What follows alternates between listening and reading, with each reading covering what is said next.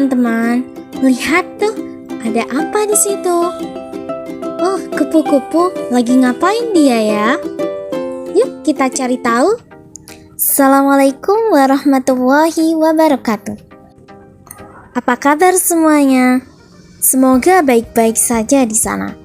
Di sini, pada video kali ini kita akan mempelajari tentang materi IPA, yaitu perkembangan generatif tumbuhan.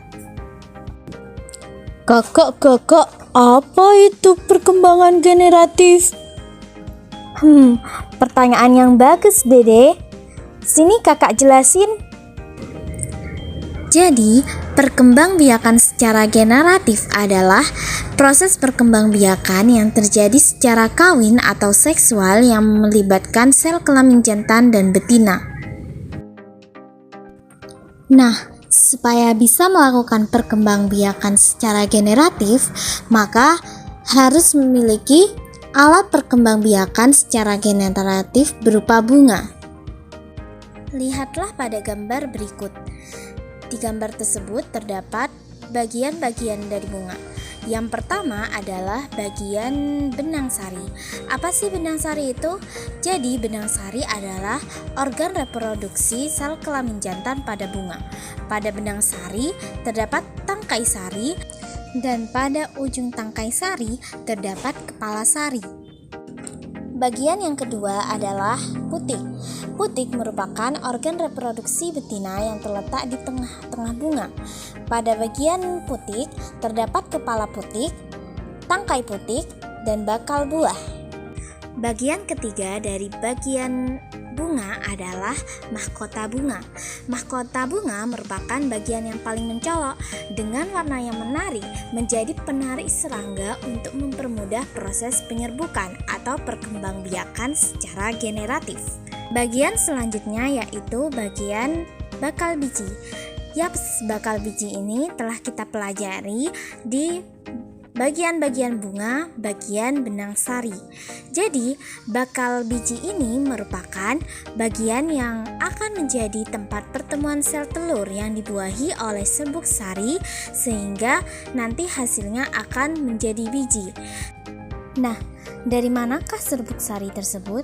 Jadi, serbuk sari itu dari kepala sari yang menampung serbuk sari tersebut hingga jatuh kepada putik.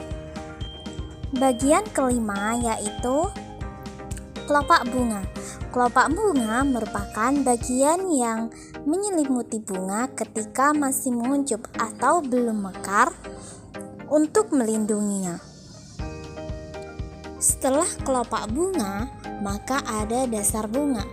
Dasar bunga merupakan bagian bawah bunga yang berfungsi sebagai tempat melekatnya mahkota bunga. Yang terakhir adalah tangkai bunga. Apa sih tangkai bunga itu? Jadi, tangkai bunga itu adalah bagian bawah bunga yang berfungsi sebagai tempat melekatnya bunga. Jadi, bunga itu punya dua alat kelamin ya, Kak? Tidak deh, jadi kita perlu tahu bahwa ada dua jenis bunga. Yang pertama, bunga sempurna, dan yang kedua, bunga tidak sempurna. Yang pertama adalah bunga sempurna. Bunga sempurna memiliki dua alat kelamin, yaitu putik dan benang sari. Yang kedua adalah bunga tidak sempurna.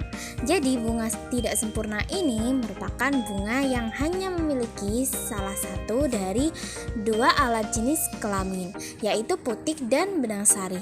Jika memiliki putik, maka bunga tersebut disebut bunga betina, dan jika memiliki benang sari, maka bunga tersebut disebut bunga jantan. Nah, begitu Dede. Oke kakak, Dede mengerti. Tapi bagaimana caranya tumbuhan berkembang biak? Tumbuhan berkembang biak dengan melakukan proses penyerbukan. Proses penyerbukan sendiri dilakukan dengan bantuan angin, manusia, dan hewan. Proses penyerbukan diawali dengan jatuhnya serbuk sari ke kepala putik. Proses ini dapat terjadi karena bantuan angin, hewan, atau manusia. Serbuk sari yang ada di atas kepala putik akan memasuki ruang bakal biji melalui bulu serbuk sari. Di dalam ruang bakal biji terjadi pembuahan, yaitu peluburan serbuk sari atau sel kelamin jantan yang biasa disebut spermatozoid, dengan kepala putih yaitu sel kelamin betina atau sel telur. Selanjutnya, hasil dari pembuahan serbuk sari dan sel telur adalah zigot. Zigot akan berkembang menjadi lembaga, lembaga berkembang menjadi bakal biji berkembang menjadi biji dan bakal buah. Kemudian bakal buah berkembang menjadi daging buah. Dan yang terakhir, biji yang ada di dalam buah menjadi cikal bakal tumbuhan baru. Nah, begitu deh penjelasannya. Ternyata begitu ya Kak. Terima kasih Kak, berkat Kakak pengetahuanku bertambah. Hai teman-teman, kembali kepada saya. Bagaimana dengan materinya? Seru bukan? Pasti seru. Apakah kalian masih ingat dengan pertanyaan di awal video tadi?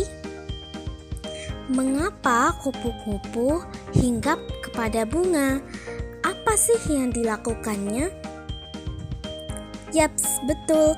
Selain untuk mengambil makanan, kupu-kupu juga membantu penyerbukan pada tumbuhan, sehingga tumbuhan dapat berkembang biak dan bertambah banyak.